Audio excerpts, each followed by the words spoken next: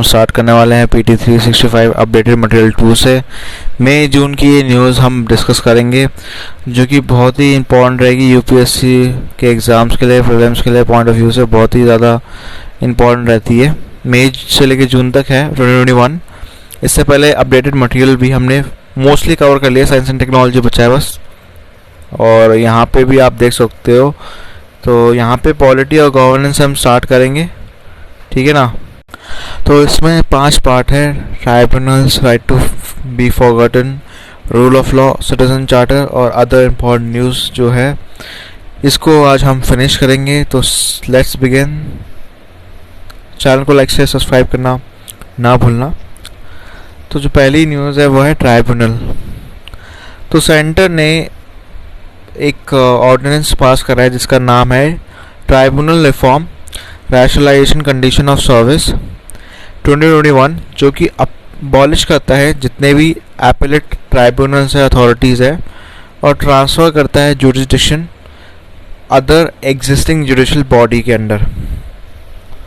तो ऑर्डिनेंस क्या है ये समझ लेते हैं। ये ऑर्डिनेंस अमेंड करता है फाइनेंस एक्ट 2017 का, जिसके अंदर नंबर ऑफ ट्राइब्यूनल रिड्यूस हो गया है 19 फ्रॉम 26, और इसमें अबॉलिश या मर्ज कर दिया है ट्राइब्यूनल्स को विथ फंक्शनल सिमिलैरिटी। और इस प्रोविज़न में इंक्लूड करा है बड़ी सारी चीज़ें जो कॉम्पोजिशन की बात करता है, सर्च कम सिलेक्शन कमेटी, और टर्म ऑफ ऑफिस जो है मेंबर्स का एक्ट के अंदर ही है। ये ऑर्डिनेंस करंटली चैलेंज हुआ है सुप्रीम कोर्ट में। इसके अलावा सर्च कम सिलेक्शन कमेटी की बात करे जाए तो सब चेयरपर्सन और मेंबर जो ट्राइब्यूनल के हैं वो अपॉइंट होंगे recommendation of search come selection committee, जो कि हेड करेंगे CJI, chief justice of India या जजेस ऑफ सुप्रीम कोर्ट, जो कि नॉमिनेटेड होंगे एज अ चेयरपर्सन। कमेटी में 2 सेक्रेटरी नॉमिनेट होंगे सेंट्रल गवर्नमेंट के द्वारा। सिटिंग या आउटगोइंग चेयरपर्सन जो होंगे रिटायर्ड सुप्रीम कोर्ट के जज होंगे या retired chief justice of high court. Secretary जो मिनिस्ट्री की होगी वो ट्राइब्यूनल के अंडर जो है वो कॉन्स्टिट्यूट होगी, और यहाँ पे कोई नो वोटिंग राइट्स भी होंगे। टर्म ऑफ ऑफिस की बात करो तो यहाँ पे जो ऑर्डिनेंस है स्पेसिफाई करता है चेयरपर्सन जो ट्राइब्यूनल का होगा वो ऑफिस होल्ड करेगा फॉर टर्म 4 ईयर्स, या जो एज होगी अगर 70 ईयर्स तक कर लें एज वो होल्ड करते हैं तब तक, जोन सा भी अर्लियर हो। मतलब अगर 64 के हैं या 66 के हैं तो अगर 4 साल का टर्म है तो फिर जिस हिसाब से भी जल्दी हो उस हिसाब से वो जल्दी निकल जाएंगे। जो अदर मेंबर्स होंगे वो ऑफिस होल्ड करेंगे एक टर्म के लिए, जिसका जो टर्म है ड्यूरेशन जो होगी 4 साल की होगी। इसमें भी सेम है बट इसमें एज 67 है। ऑल्सो इसमें ये भी मेंशन करा है जो पर्सन ने कंप्लीट नहीं करी एज अपनी 50 ईयर्स तक वो एलिजिबल नहीं होगा appointment as chairperson of a member. यहाँ पे आप देख सकते हो ट्राइब्यूनल क्या है। ट्राइब्यूनल कॉन्स्टिट्यूशनल बेसिस फीचर्स और अबाउट में क्वासी जुडिशियल बॉडी है, neither court not executive body, guided होती है principle of natural justice, power of civil code होती है। ये इंसर्टेड हुई है 42nd amendment constitutional amendment act के थ्रू, जो कि एग्जिस्टिंग 323 और 323B में है। तो 323A एडमिनिस्ट्रेशन ट्राइब्यूनल की बात करता है और 323B जो है अदर मैटर्स की बात करता है। और रिकमेंडेशन किसकी है? स्वर्ण सिंह कमेटी। ये इंपॉर्टेंट कमेटी, ये फंडामेंटल ड्यूटीज़ के भी रिकमेंडेशन में आया था।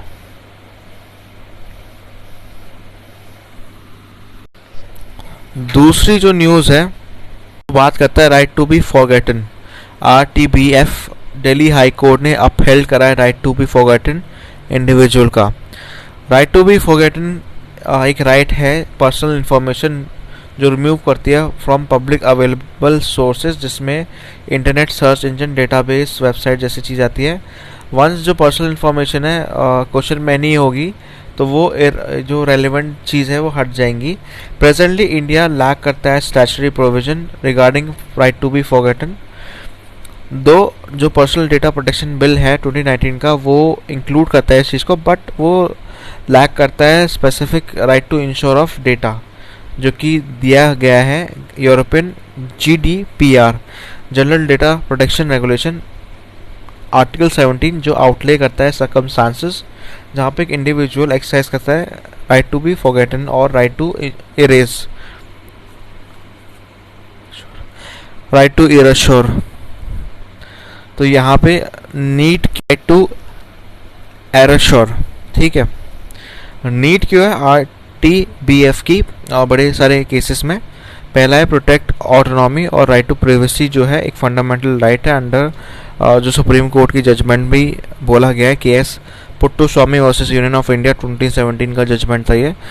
सेकंड है प्रोटेक्टिंग वुमेन्स इंटरनेट, जो आपका इंटरनेट में हरासमेंट जो होती है वो वुमेन की डिग्निटी को हार्म करता है, और जो थ्रेट है असॉल्ट है।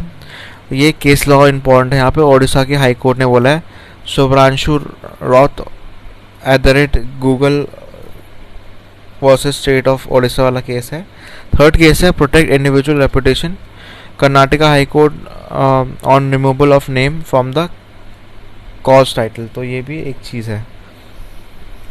इसके अलावा RTBF एक्सरसाइज नहीं हो सकता जहाँ पे इंफॉर्मेशन क्वेश्चन में हो, और इसमें कुछ प्रिंसिपल है जैसे अगर मान लो exercising right to freedom of expression and information, compliance with legal obligation, performance of task carried out in public interest, achieving purpose in the public interest और स्टैटिस्टिक्स और हॉलिस्टिक रिसर्च पर्पस, या establishment exercise of defence और legal claims. तो यहाँ पे इस cases में information जो है वो देनी पड़ेगी, वो हटा नहीं सकते आप। रूल ऑफ लॉ की बात करने वाले। अब rule of law next news है। यहाँ पे रिसेंटली CGI ने डिलीवर करा एक लेक्चर रूल ऑफ लॉ, और उन्होंने एडवोकेट करा है story of rule of law is nothing but the story of civilisation of humans. तो ये हमने ऑलरेडी वैसे डिस्कस कर रखा है बहुत बार। Rule of law A.V. राइसी ने बोला था, जो कि बहुत बड़े थे अपने टाइम के। रूल ऑफ लॉ का मतलब है एब्सोल्यूट सुप्रीमेसी या प्रीडोमिनेंस रेगुलर लॉ का, जो कि अपोज करता है इन्फ्लुएंस ऑफ आर्बिट्री पावर। ये हटाता है आपका आर्बिट्रेसनेस, और ये इवन जो वाइड डिस्क्रिप्शन होती है पावर की किसी फ्यू इंडिविजुअल या किसी अथॉरिटी को, उसको भी हटाता है ये। स्टेट गवर्न होगा जहाँ पे लोग अब इम्बाइब करेंगे आइडिया जैसे जस्टिस, इक्विटी, और तभी ये बोला जा सकता है कि रूल ऑफ लॉ है। प्रोफेसर डाइसी ने 3 प्रिंसिपल दिए थे जो उनकी बुक में है। ये UPSC, UPPCS, चाहे आप लॉ कर रहे हो, ये तो आपका बेसिक प्रिंसिपल है जो पूछा जाता है।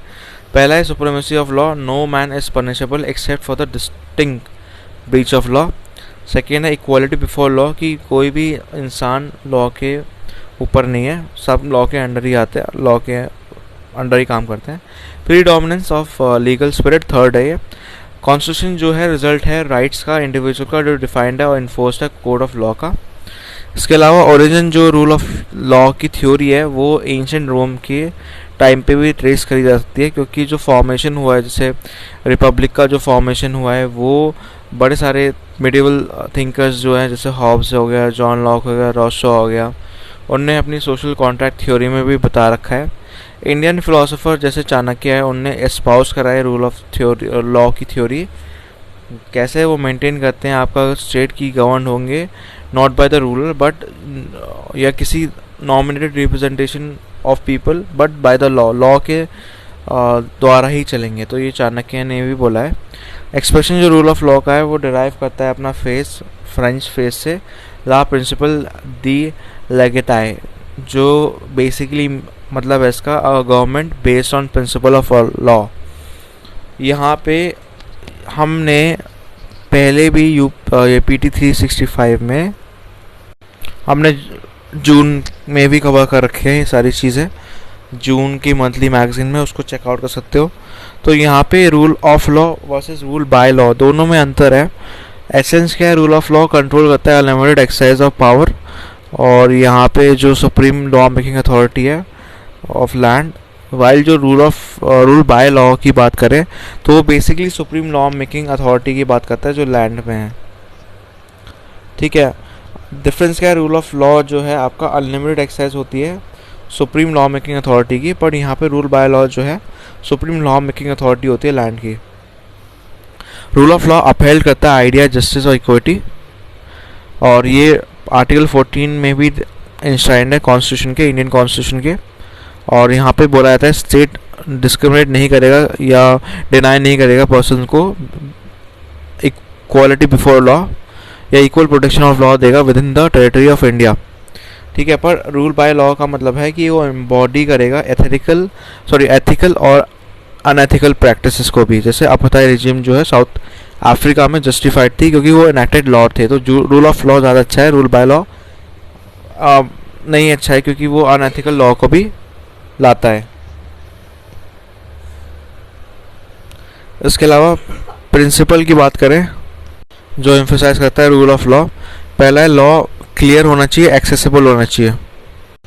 क्लियर होना चाहिए, एक्सेसिबल होना चाहिए, पॉइंट अच्छा है क्योंकि यहाँ पे ओबीडियंस आता है और पीपल का लास्ट रिजॉर्ट है कि उनको लॉ को मानना चाहिए, और यहाँ पे वो सिंपल होना चाहिए लॉ, अनएम्बिगुअस लैंग्वेज भी होना चाहिए, यहाँ पे एम्बिगुअस नहीं होना चाहिए, क्लियर होना चाहिए।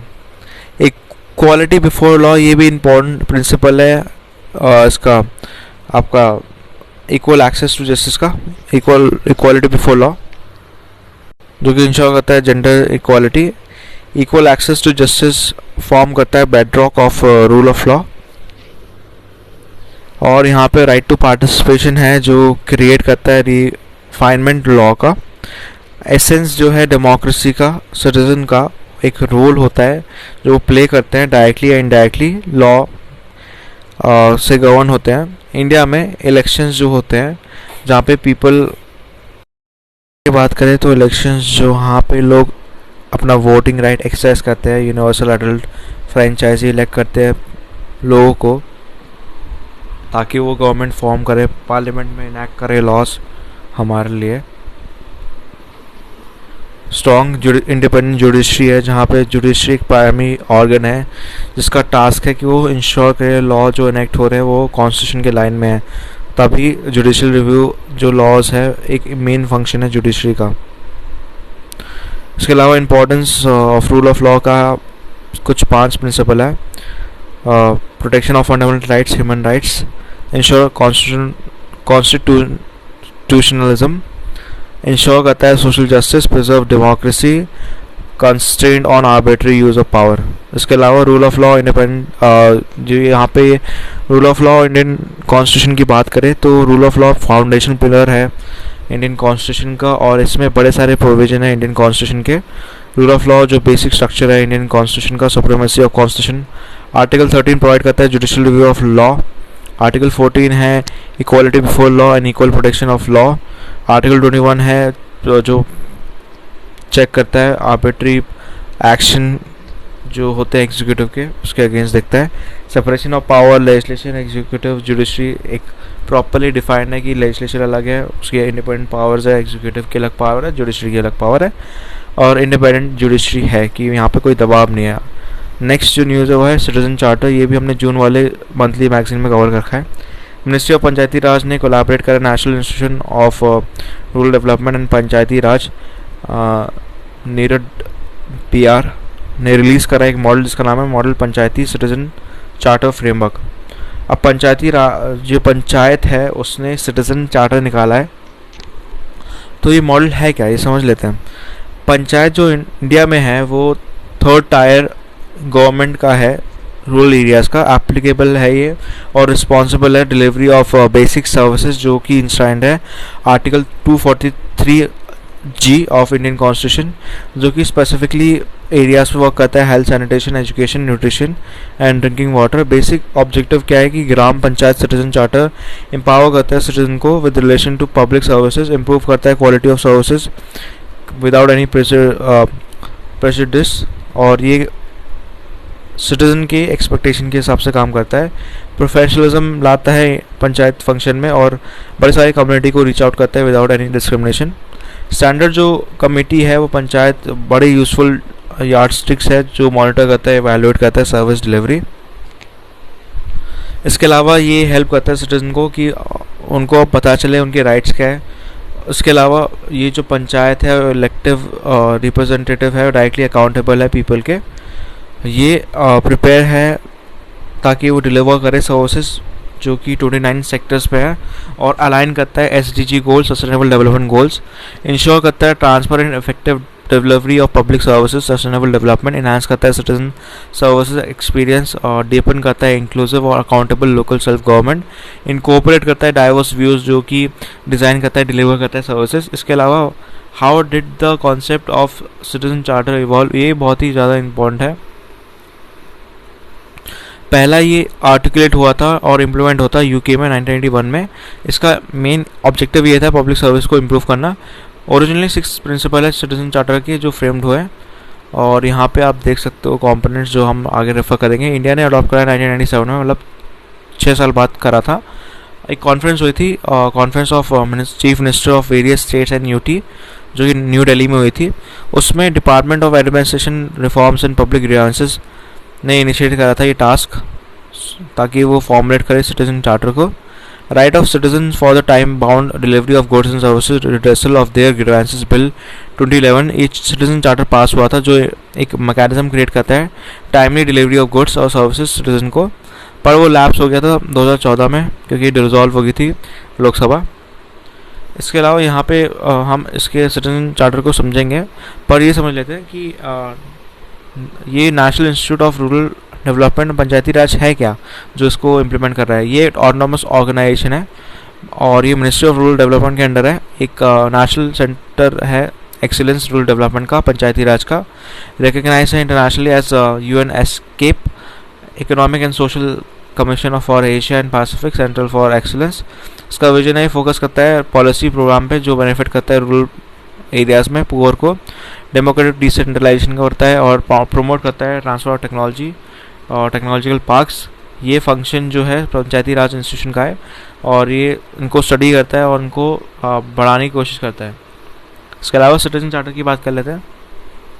ये इनिशिएटिव है जो एक रिस्पॉन्सिव तरह का है, जो एक प्रॉब्लम सॉल्विंग है, जहाँ पे सिटीजन जो इनकाउंटर करते हैं, प्रॉब्लम्स जो डील आउट करते हैं डे टू डे, वो लाते हैं। फीचर्स क्या है सिटीजन चार्टर का? एक रिटन वॉलंटरी डिक्लेरेशन है सर्विस प्रोवाइडर्स का, जो कि बड़े सारे सर्विसेज चॉइस एक्सेसिबिलिटी की बात करता है, नॉन डिस्क्रिमिनेशन, ट्रांसपेरेंसी, अकाउंटेबिलिटी। इसके अलावा नॉन लीगली इन्फोर्सेबल है, इन्फोर्सेबल नहीं है, नॉन जस्टिसाइबल है, तो ये इसका चीज़ है जो दिक्कत है। सिग्निफिकेंस क्या है सिटीजन चार्टर का? ये एक अचीव करता है गुड गवर्नेंस, क्योंकि ट्रांसपेरेंसी, अकाउंटेबिलिटी और रिस्पॉन्सिवनेस होगा। प्रोवाइड करता है सर्विसेज टाइम बाउंड मैनर में, और थर्ड है इंश्योर करता है trust between service providers, user empower करता है सिटीजन को। तो यहाँ पे हम देख लेते हैं कंपोनेंट क्या है। पहले विजन, मिशन, ऑर्गेनाइजेशन का एक्सपेक्टेशन जो होती है क्लाइंट से, ग्रीवेंसल रिड्रेसल मैकेनिज्म है, retail of business translated by organisation है, स्टेक होल्डर्स में सिटीजन, क्लाइंट्स एक्सेट्रा आते हैं, स्टैंडर्ड्स ऑफ सर्विस में क्वालिटी, टाइम फ्रेम आता है। प्रिंसिपल चार्टर के जो है यहाँ पे ट्रांसपेरेंसी, अकाउंटेबिलिटी है, value for taxpayers money, quality है, स्टैंडर्ड्स है, चॉइस है। लास्ट जो उसका न्यूज़ है, जो इसके बाद हम कवर ख़त्म कर देंगे पॉलिटी वाला, वो है official language. Recently Tulu speakers जो है उन्हें डिमांड करा है ऑफिशियल लैंग्वेज स्टेटस, जो कि इंक्लूसिव है 8 schedule of Indian constitution. Tulu एक द्रविडियन लैंग्वेज है जो बेसिकली 2 कोस्टल डिस्ट्रिक्ट में बोली जाती है, दक्षिणा कन्नड़ और उपोडी कर्नाटका में और कासरगोड केरला में। पार्ट 17 ऑफ इंडियन कॉन्स्टिट्यूशन में आता है ये। यहाँ पे ऑफिशियल लैंग्वेज जो है आर्टिकल 343 टू 351 कॉन्स्टिट्यूशन का है, और ये रिलेट करता है आपका 8 शेड्यूल जो अकर होता है आर्टिकल 344 क्लॉज 1 और article 351 part 17 of Indian constitution. Language जो है कॉन्स्टिट्यूशनली अमेंडमेंट के थ्रू होते हैं, इसीलिए कॉन्स्टिट्यूशन स्पेसिफाई नहीं करता कोई ऑफिशियल लैंग्वेज जो डिफरेंट स्टेट्स की है। बट एट प्रेजेंट जो अभी बात कर रहे हैं, बट यहाँ पे कोई क्राइटेरिया नहीं है जो आप सिलेक्ट कर रहे हो ऑफिशियल लैंग्वेज 8 शेड्यूल में। आर्टिकल 345 कॉन्स्टिट्यूशन का ये बोलता है कि लेजिस्लेचर जो स्टेट का है वो अडॉप्ट कर सकता है एक या उससे ज़्यादा लैंग्वेज जो स्टेट में बोली जाएगी, हिंदी या कोई भी लैंग्वेज जो यूज़ होती है ऑफिशियल पर्पज़ के लिए। अभी के हिसाब से लिस्ट जो 22 लैंग्वेज की है 8 शेड्यूल में जो आती है, एसएमएस, बंगाली, गुजराती, हिंदी, कन्नड़, कश्मीरी, कोंकणी, मलयालम, मणिपुर, मराठी, नेपाली, ओडिया, पंजाबी, संस्कृत, सिंधी, तमिल, तेलुगु, उर्दू, बोडो, संथाली, मैथिली और डोगरी है। ठीक है, सिग्निफिकेंस क्या है इसका? 8 शेड्यूल का रिकग्निशन देता है ऑफिशियल लैंग्वेज की। सेकेंड है साहित्य अकादमी जो है स्टार्ट होती है, रिकग्नाइज करती है इस लैंग्वेज, और बुक्स वो ट्रांसलेट होते हैं इस लैंग्वेजेस में जो कि हमने देखे हैं। एमपी और एमएलए स्पीक मतलब बोल सकते हैं अपने लैंग्वेज पार्लियामेंट या स्टेट लेजिस्लेचर में, और कैंडिडेट लिख सकते हैं कॉम्पिटिटिव एग्जाम जैसे सिविल सर्विसेज के में होता है आपका, या शेड्यूल लैंग्वेज में मेंस के पेपर में। फॉर्मेशन ऑफ न्यू डिस्ट्रिक्ट की बात करें तो रिसेंटली पंजाब गवर्नमेंट ने आपका क्रिएट करा है Malerkotla as a 23rd district of the state. तो डिस्ट्रिक्ट कैसे फॉर्म होते हैं, इसकी पावर जो क्रिएट करते हैं नया डिस्ट्रिक्ट, या ऑल्टर कर सकते हो, अबॉलिश कर सकते हो एग्जिस्टिंग डिस्ट्रिक्ट, वो स्टेट गवर्नमेंट के हाथ रहती है, और ये एग्जीक्यूटिव ऑर्डर के थ्रू हो सकती है, स्टेट असेंबली के थ्रू भी हो सकती है, दोनों में से कोई भी कर सकता है। जब स्टेट चाहती है कि वो चेंज करे नाम डिस्ट्रिक्ट का या रेलवे स्टेशन का, तो उसको नो ऑब्जेक्शन सर्टिफिकेट चाहिए होता है सेवरल सेंट्रल मिनिस्ट्री से, एजेंसी से, जैसे ministry of earth science, intelligence bureau और डिपार्टमेंट ऑफ पोस्ट। ठीक है, इसके अलावा सिटीजनशिप की बात करें, इंपॉर्टेंट है। मिनिस्ट्री ऑफ होम अफेयर ने इशू करा नोटिफिकेशन जो कि आता है 2009 का rule of citizenship act 1955। Empower करता है नॉन मुस्लिम जो बिलोंग करते हैं अफगानिस्तान, बांग्लादेश और पाकिस्तान, और इस साइड जो हो रहे हैं 13 डिस्ट्रिक्ट जो 5 स्टेट्स में है, जो अगर बात करें आपका गुजरात, राजस्थान, छत्तीसगढ़, हरियाणा, अप्लाई करने के प्रावधान दे दिया है कि आप इंडियन सिटीजनशिप ले सकते हो। नॉन मुस्लिम में basically Hindu, Sikhs, Jains, Parsis, Christian और बुद्धिस्ट आते हैं। ठीक है ना। नोटिफिकेशन ये बेसिकली इसका बेनिफिट देता है लीगल माइग्रेंट्स को जो एंटर्ड हुए हैं पासपोर्ट या वीज़ा से फ्रॉम पाकिस्तान, बांग्लादेश, अफगानिस्तान, जिनने अप्लाई करा है सिटीजनशिप अंडर सेक्शन 5 जो कि रजिस्ट्रेशन के थ्रू होता है, सेक्शन 6 नेचुरलाइजेशन जो सिटीजनशिप का जो एक्ट है 1955 के थ्रू होता है। सिटीजनशिप एक सेंट्रल सब्जेक्ट है और मिनिस्ट्री ऑफ होम अफेयर्स ने पीरियोडिकली डेलीगेट करते हैं पावर स्टेट्स को, और एक गज़ेट नोटिफिकेशन के थ्रू होता है जो अंडर सेक्शन 16 आता है सिटीजनशिप एक्ट 1955।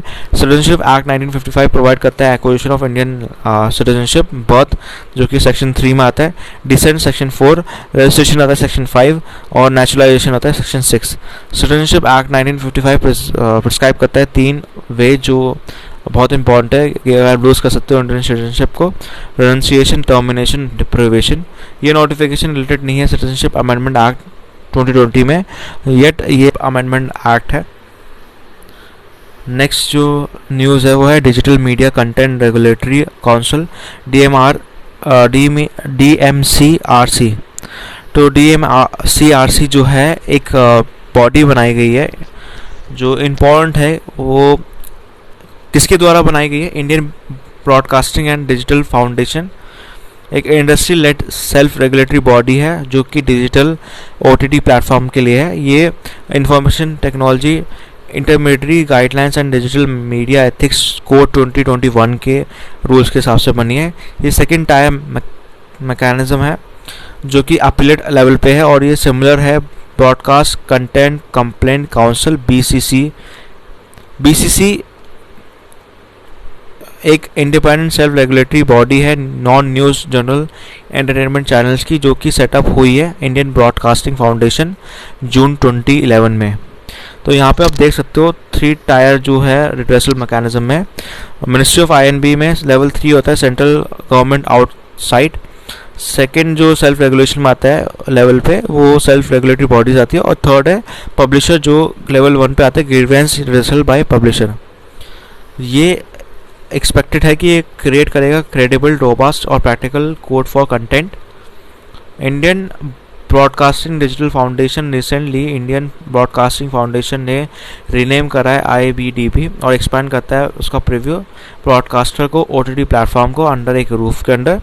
IBF इस्टेब्लिश हुआ था 1999 में और अभी तक रिप्रेजेंट होता है आपका टेलीविज़न ब्रॉडकास्टिंग में मेंबर्स जो है प्रोवाइड करते हैं चैनल्स और प्रोग्राम को डिलीवर करते हैं 90% टेलीविज़न व्यूअरशिप इंडिया में।